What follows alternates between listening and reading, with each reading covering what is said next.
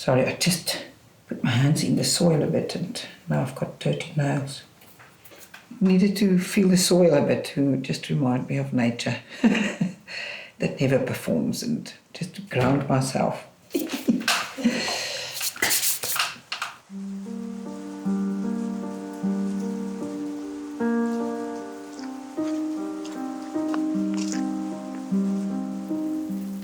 I've learned to trust the life that's inside of me. And I can hear my own voice more and more. Sometimes it's a bit scary because you wonder, am I hearing right? Is this my gut? Is this my mind? It sometimes gets a bit confusing because it's a new path for me to learn to hear myself.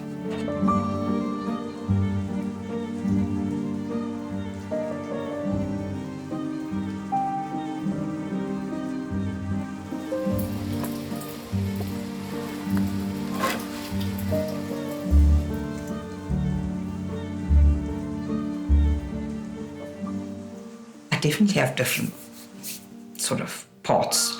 It sounds a bit schizophrenic, but it's not. I'll tell you about Octopus. Octopus is sort of my ego. I was at a family gathering, and when I went home, I thought for myself, oh my goodness, I went into my default again. People pleasing, over-explaining something. And I was so mad at myself. And I went to bed with the struggle in me. Like, but how am I ever going to overcome this whole people-pleasing thing? How am I going to change ever? So that morning when I woke up with this picture in my mind of this cute little octopus on my head. And I suddenly realized, oh, this is Octopus. It's my ego.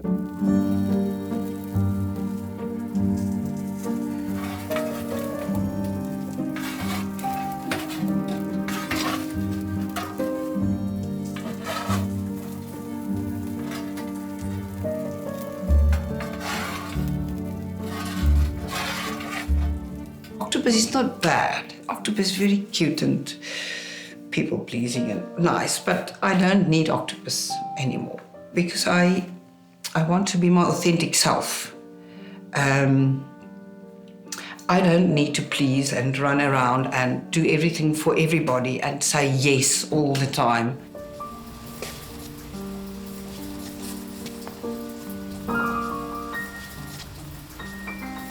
Every now and then when I realise, oh, Octopus, you're busy running around again, and I'll sort of, come, Octopus, I'm going to just make you fall asleep.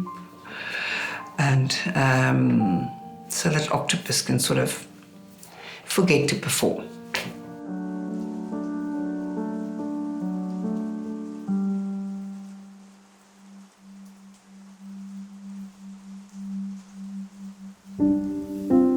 I think it's easier to get to know yourself better and to just be your authentic self when you get older. It's painful. It's painful to learn to lay down, put aside your old habits, make new boundaries that you never knew how to make a boundary. Now you have to say no in the face of somebody that you would normally cringe and say yes, and you don't feel a yes inside.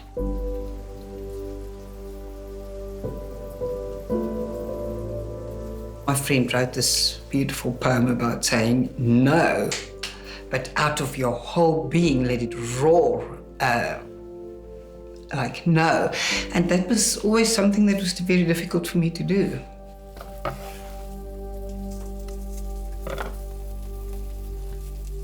I had the other default to say yes, thinking that would protect me. But I realize now, if I don't honor the no that's inside of me, then I'm not authentic, then I'm not really myself, and then I'm not loving myself.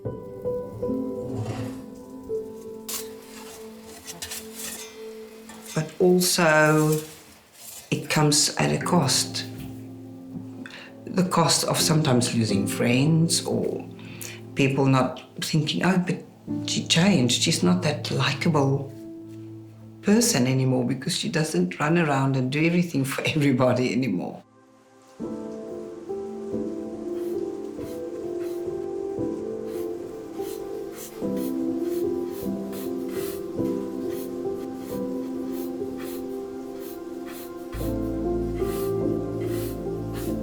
I really lost myself to such an extent that I'll explain it as a little flame that was still burning there. And when I realized I've been living my life thinking it was the real me, but meantime it was this ego that had, this persona that was formed through my life to handle certain situations and to protect me.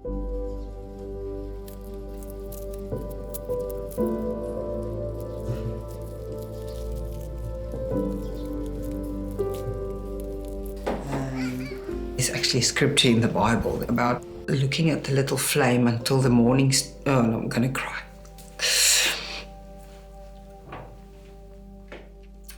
Looking at the flame like a candle until the morning star rises in your heart.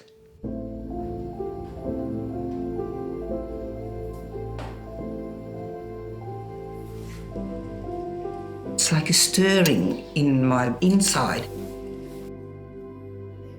I can live by the authentic life inside. And the more I discover my beautiful, authentic self, that I think every person is made beautiful, the more I can appreciate myself and love myself. And the more I love myself, I know, the more I love other people. And it's real.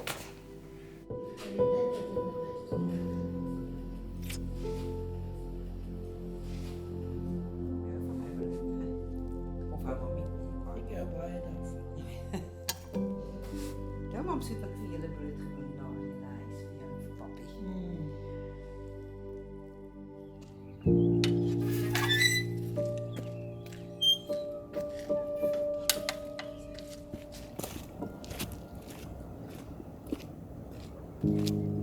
Nature is just unpretentious.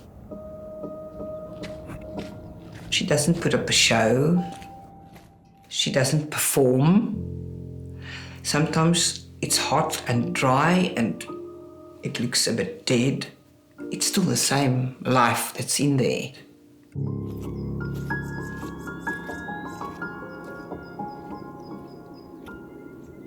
And then she comes and she rains and the sun shines again and it's the same, just the same.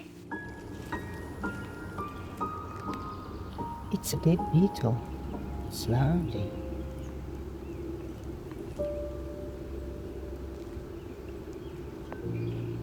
It's the same life that flows through us. It's a sort of a unity of life, and to recognize the life that's in the plants and in myself that's connected. And nature is just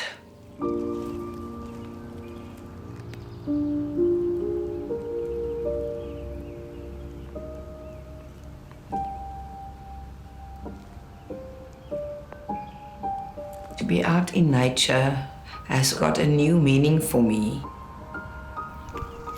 All the preconceived ideas we have about ourselves, about other people, all the judgments, all the performance, everything, I can just breathe it out. Or even the hardships, breathing out those worries and those burdens and all those things, just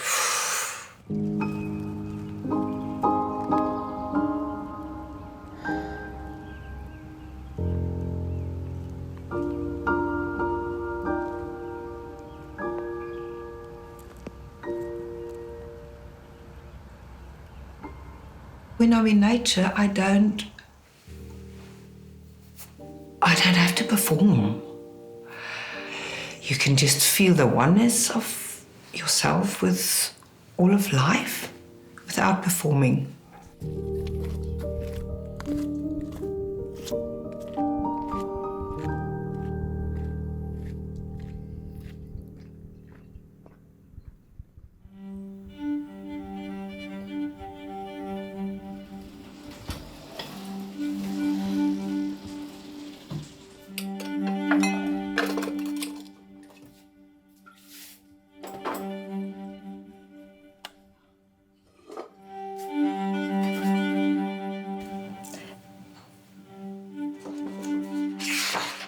Did I write it?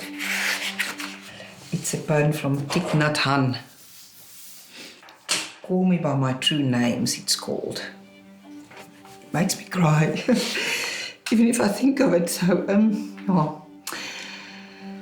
I think it's also something I want to live. I want to live this right to the end of my life. Call me by my true names.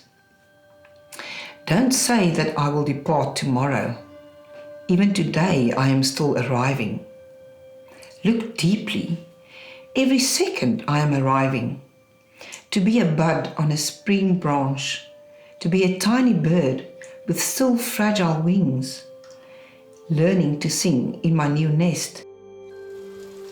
I still arrive in order to laugh and to cry, to fear and to hope. The rhythm of my heart is the birth and death of all that is alive. I am the child in Uganda, all skin and bones, and I am the arms merchant selling deadly weapons to Uganda. I'm the 12-year-old girl, refugee on a small boat, who throws herself into the ocean after being raped by a sea pirate. I'm the sea pirate, my heart not yet capable of seeing and loving. My pain is like a river of tears, so full it fills the 4 oceans. Please call me by my true names so I can hear all my cries and laughs at once, so I can see that my joy and pain are one. Please call me by my true names so I can wake up and so the door of my heart can be left open, the door of compassion. Yep. Oh, so...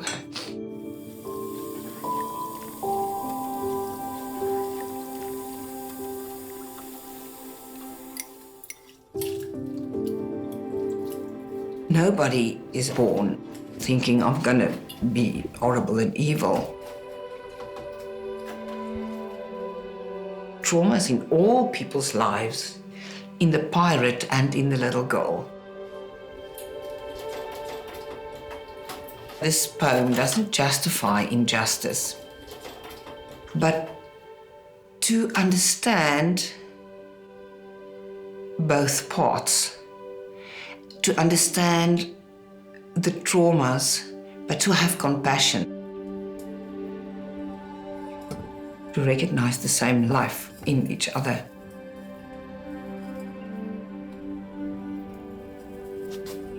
We are all one, and I want to learn that.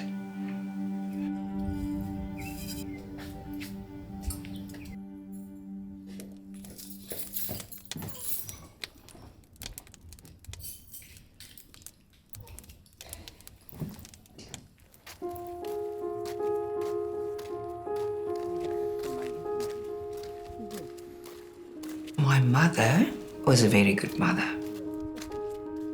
She did everything that we as her children could have, what we needed to have. We were not very rich, but she worked very, very hard. She worked hard.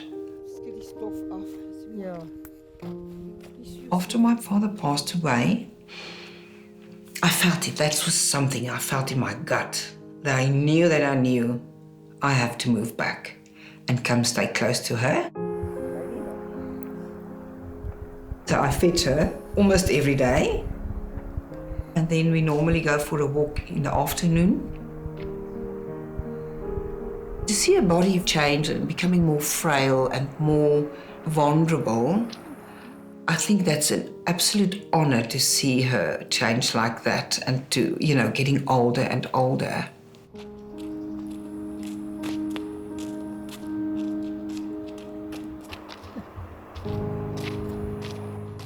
My mom is becoming like a child again.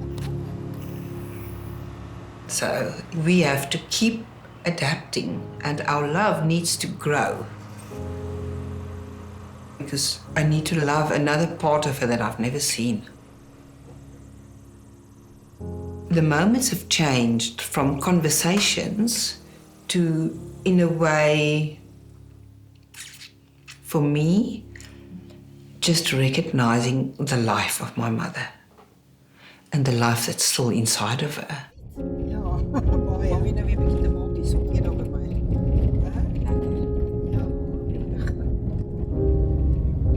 When I'd feel her hands, that's very special for me. When I can just,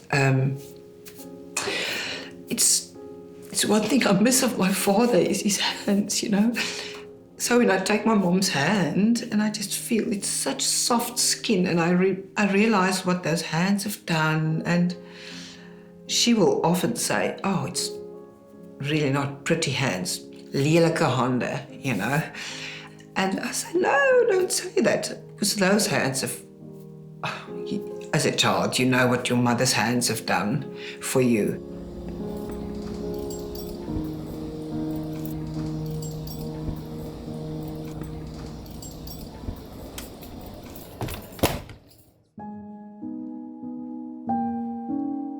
I can easily be in a hurry.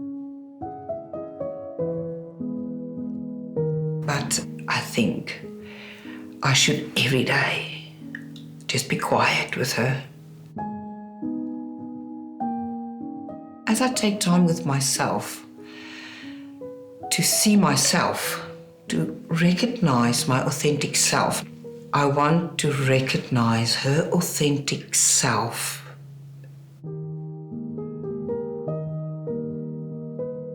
And just to make her feel, without words, without things, to just see in her eyes that she knows what I feel and that I appreciate her.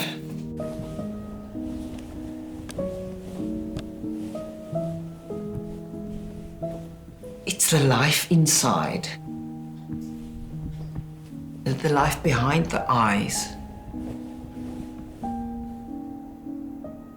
I want to just look into her eyes every day and communicate from my spirit to her spirit through our eyes what I see in her and that I love her.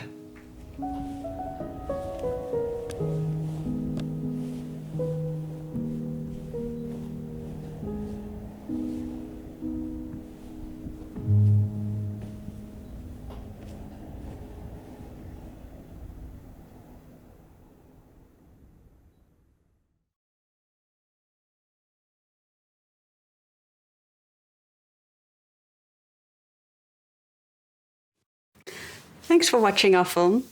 Every story we've made is possible thanks to the support of our patrons. And if you'd like to continue to support us to make stories that explore the infinite beauty of being human, sign up on Patreon. Thanks.